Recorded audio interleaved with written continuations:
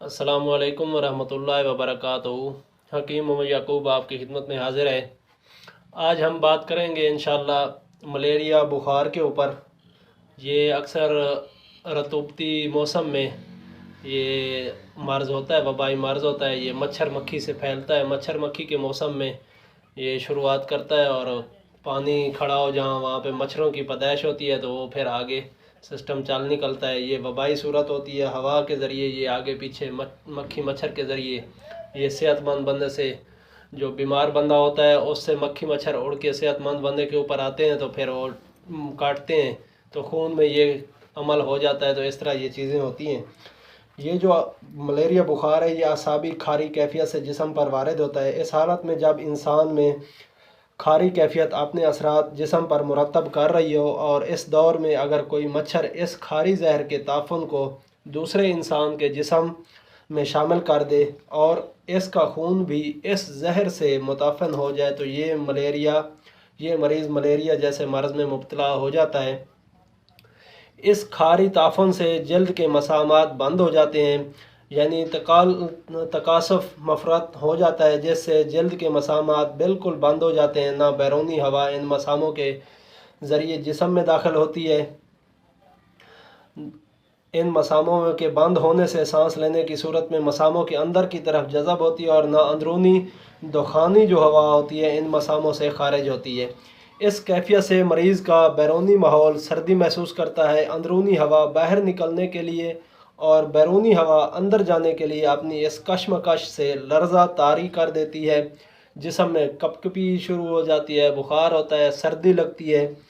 इसलिए हरकत पैदा होने की सूरत में इस लर्ज़ा से हरकत से हरारत पैदा होती है और कुछ देर के बाद इस हरारत से मसामात खुल जाते हैं। बैरूनी हवा अंदर जज़ब होती है और अंदरूनी दुखानी हवा बाहर खारिज होना शुरू हो जाती है और इसके तसादुम से जिस्म से पसीना खारिज होता है।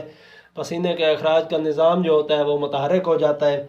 पसीना की नमी बुखार को हवा की ठंडक से ख़त्म कर देती है और इस तरह मलेरिया बुखार एतदाल पर आ जाता है।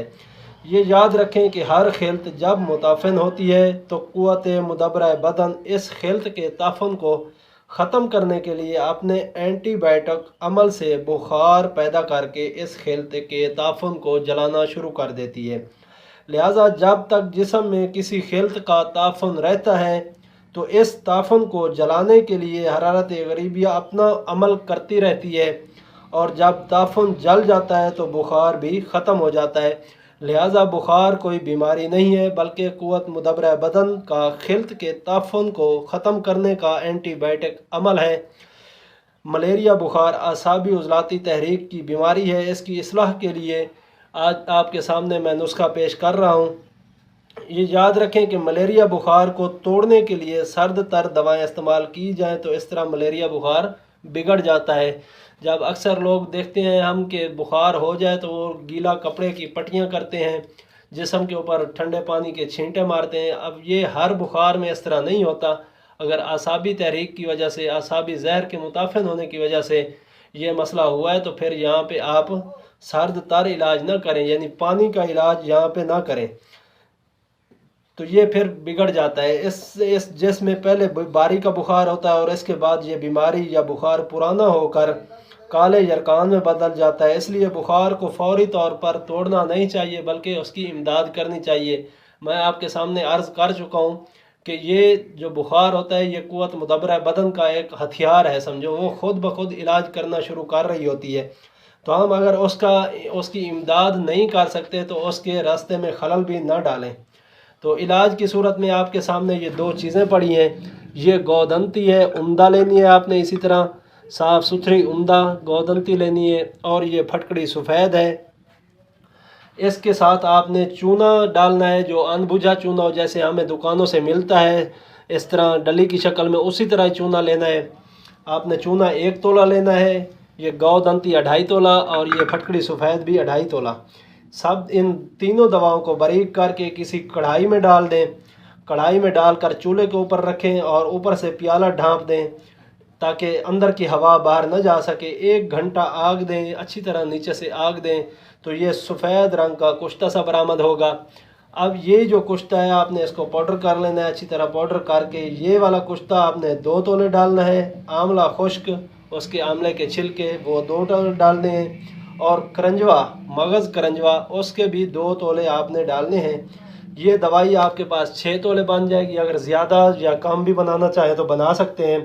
ان چیزوں کو باریک کر لیں، اچھی طرح باریک کر کے اس کی مقدار خوراک تقریباً 1000 mg کا کیپسول، جو ہمیں خالی کیپسول کی صورت میں مارکیٹ سے مل جاتے ہیں 1000 mg کے کیپسول، یہ آپ بھر لیں۔ 1 کیپسول صبح، 1 دوپہر اور 1 شام تازے پانی کے ساتھ دیں، کھانے کے 1 گھنٹے بعد دیں۔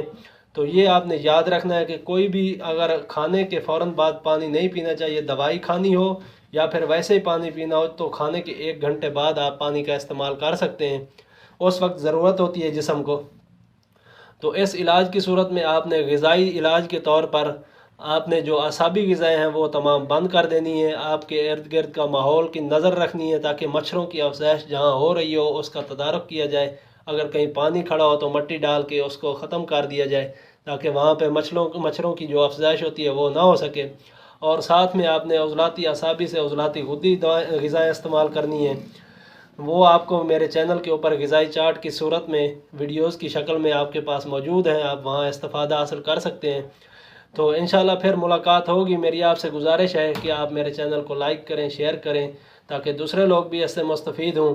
پھر انشاءاللہ کسی اور اچھی سی ویڈیو کے ساتھ ملاقات ہوگی، تب تک کے لیے مجھے اجازت دیں۔ السلام علیکم ورحمۃ اللہ وبرکاتہ۔